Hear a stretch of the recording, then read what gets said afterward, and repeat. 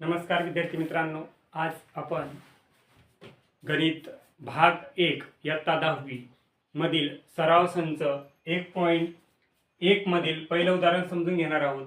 त्याच्यापूर्वी याचा जो बेस आहे किंवा याची जो महत्त्वाचा भाग आहे तो समजून घेऊ। दोन चलातील रेषीय समीकरणे। आता दोन चलातील दोन असा उल्लेख झाला म्हणून दोन चलातील म्हणजे दोन चल कोणते a x आणि हे y हे दोन चल आहेत आणि या ठिकाणी a b c या तीन वास्तव संख्या आहेत। याला आपण वास्तव संख्या असं म्हणतो। म्हणजे त्याचं सामान्य रूप आहे काय आहे a x अधिक b y अधिक c बरोबर 0 हे काय आहे सामान्य रूप आहे। आणि यामध्ये a b व c या काय आहेत तर या वास्तव संख्या आहेत। a व b एकाच वेळी काय नसतात शून्य नसतात। 3x बरोबर 4y वजा 12 ही सामान्य रूपात नाही, याला आपल्याला सामान्य रूपात आणावं लागणार आहे। म्हणून 3x वजा 4y आता वजा का झाला कारण हा इकडे आल्यानंतर इकडे अधिक आहे इकडे जाताना वजा होईल आणि हा इकडे वजा आहे इकडे येताना अधिक होईल म्हणून 3x वजा 4y अधिक 12 बरोबर 0 अशा स्वरूपात हे सामान्य रूपात येणार आहे। आता बघा सराव संच 1.1 उदाहरण 1 त्याच्यातलं जे पहिलं उदाहरण आहे ते आपण बघणार आहोत। आता बघा 3a अधिक 5b बरोबर 26 आणि a अधिक 5b बरोबर 22 हे एक सामायिक समीकरण सोडवायचं आहे आपल्याला। आता याला एक सामायिक समीकरण का म्हटलं गेलं हे आपण समजून घेणार आहोत।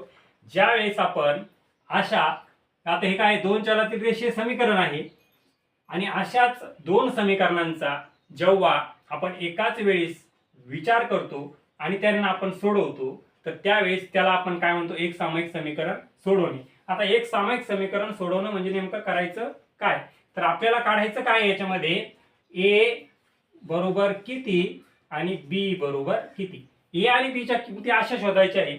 ह्या a आणि b ची किंमत अशी शोधायची या ठिकाणी a ची किंमत या ठिकाणी b ची किंमत जेव्हा टाकणार आहोत तेव्हा या दोघांचा गुणाकार आणि त्यांची बेरीज ही 26 येणार आहे। इथंही a ची किंमत टाकून b ची किंमत टाकून जेव्हा या किमती आपण काढणार आहोत तर इथं b ची किंमत आणि a ची किंमत टाकल्यानंतर यांच्या दोघांचा गुणाकार आणि या a त्याच्यामध्ये जेव्हा मिळवणार आहोत तर त्यावेळेस त्याची बेरीज किती येणार आहे 22। म्हणजे हे समजून घेणं गरजेचं आहे की एक सामायिक समीकरण सोडवणं म्हणजे काय तर आपल्याला a आणि b च्या किमती काढायच्या आहे। त्या जर आपल्याला काढता आल्या तर आपलं एक सामायिक समीकरण सुटलं असं आपण ग्राह्य धरणार आहोत। आता बघा महत्त्वाची गोष्ट हे एक समीकरण आणि हे एक समीकरण दोन समीकरणांचा आपण एकाच वेळेस विचार करतो त्यामुळे आपण या ठिकाणी 3a अधिक 5b बरोबर 26 समीकरण 1 आणि a अधिक 5b बरोबर 22 समीकरण 2 अशा पद्धतीने त्याची मांडणी आपण करून घेणार आहोत।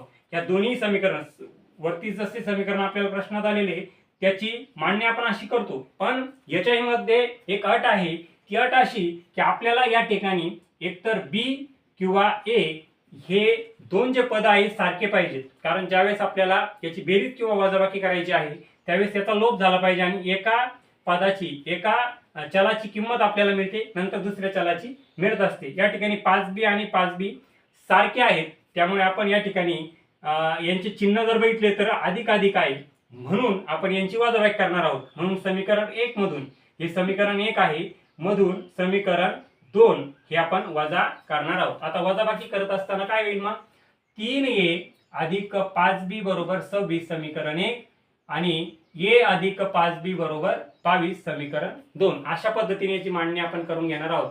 हे पद एका खाली एक आले पाहिजे 5b हे पद एका खाली एक आणि ह्या ज्या संख्या आहे ह्या एका खाली एक आल्या पाहिजे। आता याला सोडवताना काय करणार आहोत याची वजाबाकी करायची म्हटल्यानंतर चिन्ह बदलतात। आता इथं अधिक आहे अधिक गुणिले वजा वजा होतं अधिक गुणिले वजा वजा होतं अधिक गुणिले वजा वजा या दोघांचा गुणाकार करावा लागतो या चिन्हांचा गुणाकार आणि अशा पद्धतीने याची मांडणी करून घ्यावी लागते। आता बघा या ठिकाणी 3a मधून 1a गेला किती उरला 2a किती उरला 2a 5b आणि 5b कट होऊन जाईल कारण या 5b मधून जर 5b आपण वजा केला तर खाली 0 शिल्लक राहणार त्यामुळे काहीच लिहायचं नाही। आता बघा पुढे 26 मधून 22 गेले किती उरले 4 अशा पद्धतीने इथपर्यंत। आता याची किंमत आपली या ठिकाणी निघणार आहे कशी हा गुणाकारात आहे हा 2 इकडे येताना भागाकारात येईल म्हणजे a बरोबर 4/2 बे 1 बे 2 4 म्हणून याची किंमत किती निघाली आपली a बरोबर 2।